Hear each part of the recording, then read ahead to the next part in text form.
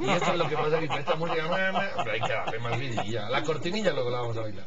Vamos a poner una cumbia para arrancar a las 8:45. Dina Fernández, sin cumbia, tiene algo que presentarnos. Sí, yo tengo algo que presentarles. Quedamos en que yo les iba a presentar a ustedes un estimado de cuánto asciende la corrupción en Guatemala. Para ello, pues hablé con varios economistas y varias personas que han estado en la función pública en nuestro país para tratar de estimar qué es lo que ellos creen y cómo calcularían este monto. Y así que veamos los resultados. Bueno, ahí ven ustedes lo que me dijo Rodrigo Cal. Rodrigo Cal es un ex compañero de colegio, pero también es un técnico de la Superintendencia de Bancos. Él hacía un cálculo más o menos de la mitad del presupuesto, 30,000 millones, que es lo que se destina a inversión. A eso le quitaba a él los 8 millardos que se sirven para el pago de deuda pública y decía que quedan 22 millardos, que él calculaba que era el 25-30% de eso. Es un estimado nada más, esto no incluiría, pues por supuesto lo que ustedes ven ahí, los salarios ni el pago de la deuda. Son en total 5.5 o 7,000 millones de quetzales y representa 1.5 o 2% de el PIB. Esta es la estimación más conservadora con la que cuento. Después, Karin Slowin, ustedes la conocen, ella fue directora del Informe de Desarrollo Humano, también fue directora de la Secretaría General de Planificación Económica, y ella me decía que era 30% de esos 30 millardos destinados a la inversión pública. Pues ella quitaba lo que se dedica a los salarios en el gobierno, no incluyó lo de la deuda pública, y eso le daba un total más o menos de 9 millardos de quetzales, 2.5% del PIB, y ella decía que con este monto pues se podría financiar un buen sistema de salud para los guatemaltecos. Seguimos con otras estimaciones que están en otra transparencia. A ver si nos los presentan ahí.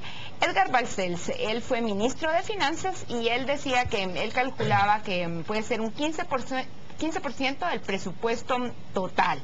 Él incluía el presupuesto de ingresos todo, incluyendo préstamos, porque calcula que las ineficiencias son bastantes. El resultado son los mismos 9 millardos que tenía Karin Slowin, que representan el 2.5% del PIB. Y Edgar Balcells me decía que el estimado para él era una cuestión prudente y que era un monto conservador. Raquel Zelaya, ella también fue ministra de Finanzas y ha sido pues la directora de ACIES, un centro de investigación económico y social desde hace muchísimos años. Ella me decía que calculaba un 25% del presupuesto total, 10% de lo que puede ser pura corrupción y 15% en lo que podría ser ineficiencias. Ella me decía que algo importante de esto es que el sistema de corrupción es un sistema integral que participa el sector privado también, que no se puede señalar solo al sector público. Ahí ustedes ven, el monto es 15 millardos. Y Pablo de León, él es investigador de el CABI, uno de los investigadores principales. Él me decía que él pensaba que eran 30% del presupuesto total de los 60,000 millones de quetzales, 10% en corrupción y 20% en ineficiencias del Estado.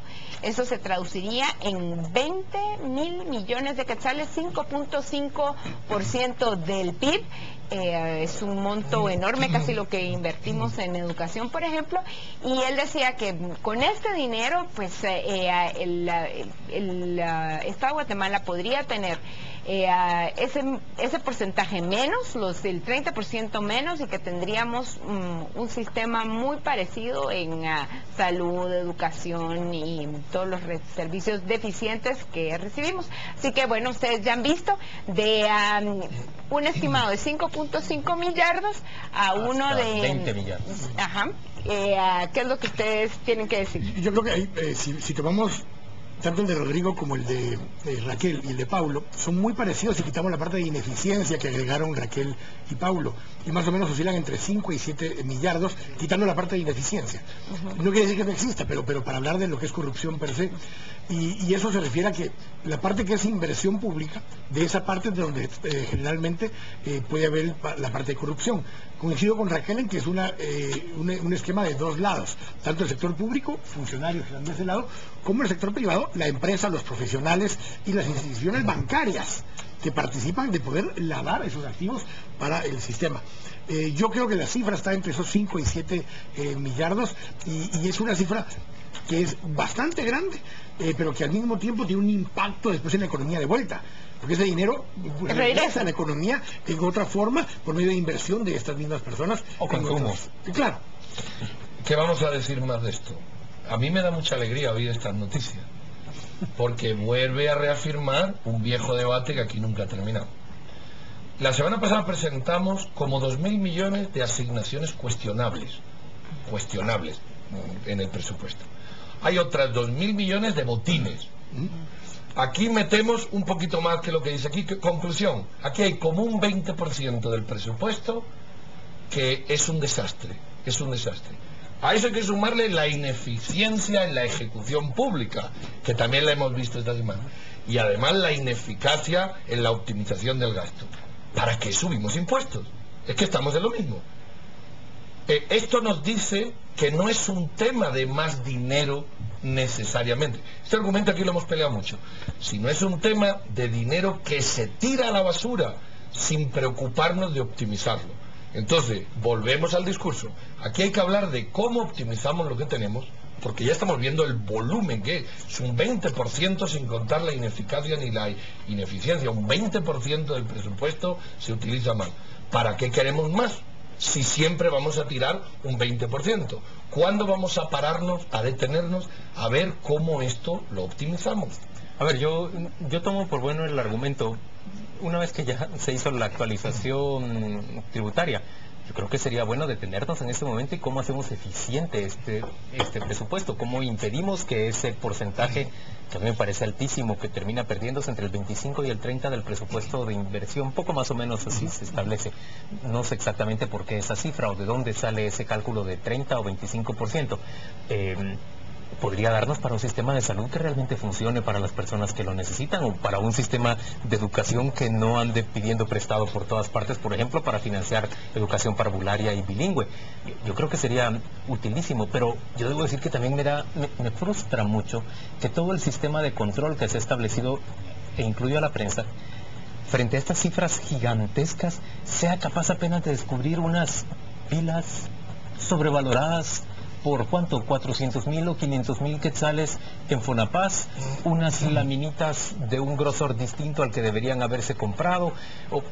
Y luego me pregunto también, ya sé que Raquel Zelaya lo mencionó, digamos hay cierta complicidad o cierto cómodo silencio de parte del sector privado. Ustedes mencionaron al sector bancario, pero ¿y la IBE no se da cuenta que buena parte de esta plata circula hacia otras cuentas en donde no debería estar colocada?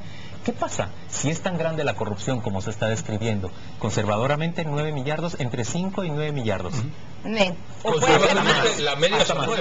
Hasta ¿Cómo es posible que 9 millardos se nos pasen así desapercibidos para un sistema que presuntamente le cuenta las costillas a alguien que mete $3,000 en su cuenta? Es que no pasa desapercibido, o sea, se manifiesta cuando se cae el puente.